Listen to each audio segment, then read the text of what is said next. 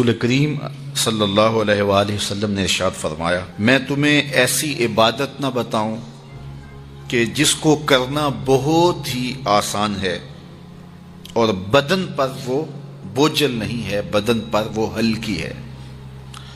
عبادتوں میں مشقت تو اٹھانا پڑتی ہے۔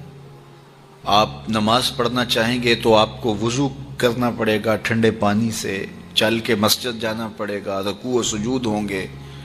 روزہ رکھنا ہے تو آپ کو دن بھر کی بھوک کاٹنی پڑے گی، زکوٰۃ دینی ہے، صدقہ کرنا ہے، خون پسینے کی کمائی سے پیسے جدا کرنے پڑیں گے، حج کرنا ہے تو بہت زیادہ مشقت اٹھانی پڑے گی۔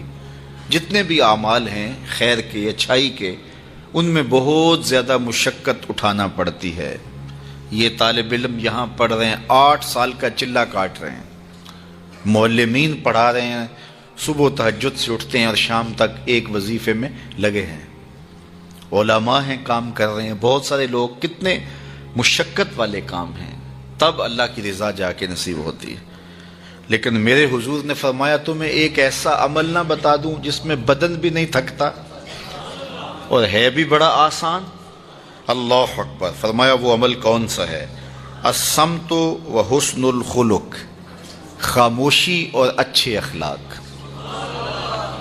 زیادہ بولنے سے بہتر ہے خاموش رہو، خاموشی میں نجات بھی ہے، ثواب بھی ہے۔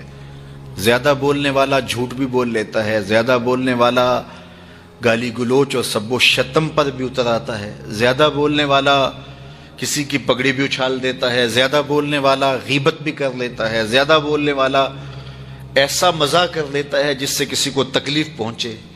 زیادہ بولنے والے سے بہت ساری غلطیاں ہو جاتی ہیں، جو تھوڑا بولے اس سے غلطیاں کم ہوتی ہیں، چونکہ انسان کے زیادہ گناہ جو ہے وہ اس کی زبان کی وجہ سے ہوتے ہیں۔ ایک روایت میں آتا ہے جب صبح ہوتی ہے سارے اعضائے بدنیاں زبان کے آگے ہاتھ جوڑتے ہیں، بی بی تو چپ رہنا، چونکہ بولتی تو ہے اور مصیبت سارے اعضائے بدنیاں کو سہنا پڑتی ہے۔ تو یہ زبان جو ہے اس کی وجہ سے زیادہ گناہ ہوتے ہیں، یا زبان کی وجہ سے، یا انسان کی عصمت کا جوہر جب لٹتا ہے تو پھر اس کے پلے کچھ نہیں رہتا۔ اس لیے میرے حضور نے ارشاد فرمایا، جو تمہاری 2 ٹانگوں کے درمیان اور جو 2 جبڑوں کے درمیان زبان، ان دونوں کی مجھے تم ضمانت دے دو، میں محمد تمہیں جنت کی ضمانت دے دیتا ہوں۔ تو فرمایا کہ میں تمہیں ایسا عمل نہ بتا دوں کہ جو بہت ہی آسان ہے، اور وہ کیا ہے؟ الصمت، خاموشی، وحسن الخلق، اور دوسری بات اچھے اخلاق، رویوں کی خوبصورتی۔ کسی سے ملو تو ہنس کے ملو، کسی سے بات کرو تو لہجے میں نرمی ہو، کسی کی عزت آبرو کا خیال رکھو، بڑے کا احترام کرو، چھوٹے پر شفقت کرو، مخلوق خدا پر رحم کرو، اللہ کی مخلوق پر شفقت سے پیش آؤ، رسول کریم کی امت پر رحم کرو۔ تو یہ ایسا عمل ہے جس پر کوئی مول بھی نہیں لگتا، قیمت بھی نہیں لگتی، بدن بھی نہیں تھکتا، لیکن نامہ اعمال نیکیوں سے بھر جاتا ہے۔ قیامت کے دن نامہ اعمال پر سب سے وزنی جو عمل ہوگا وہ حسن خلق ہوگا۔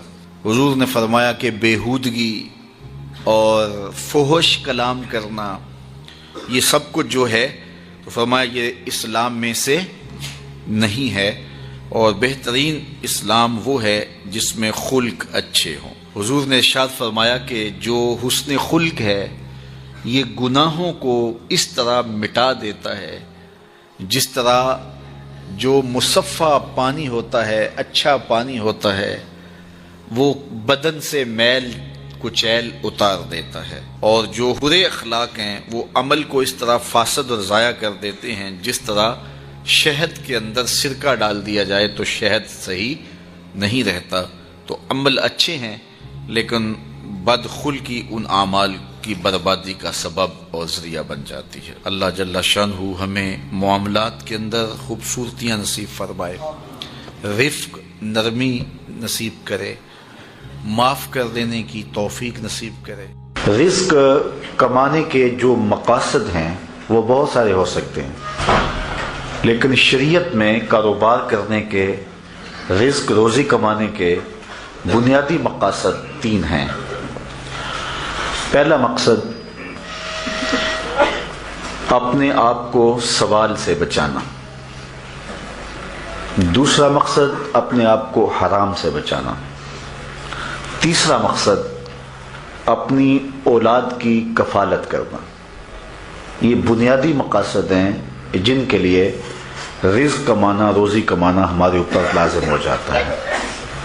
اور اگر آپ کاروبار کو وسعت دے رہے ہیں، ضرورت سے زیادہ کما رہے ہیں، تو اس کے لیے ایک چوتھی نیت آپ کو ساتھ کرنی ہوگی، اور وہ یہ کہ معاشرے کے کمزور لوگ، رشتہ داروں میں غریب لوگ، میرے ہمسائیگی کے اندر جو غریب لوگ ہیں، یتیما ہیں، مساکین ہیں، معاشرے کے وہ لوگ جو اپاہج ہیں، معذور ہیں، کمانے کی صلاحیت نہیں رکھتے، میں زیادہ مال کما کے ان کی کفالت بھی کر سکوں.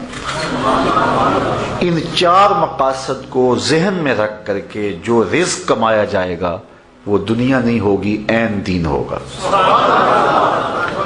لیکن اگر ان 4 مقاصد کے علاوہ رزق کمانے کا کوئی 5واں مقصد بھی شامل ہو گیا تو وہ ان 4 مقاصد کو بھی دنیا بنا دے گا.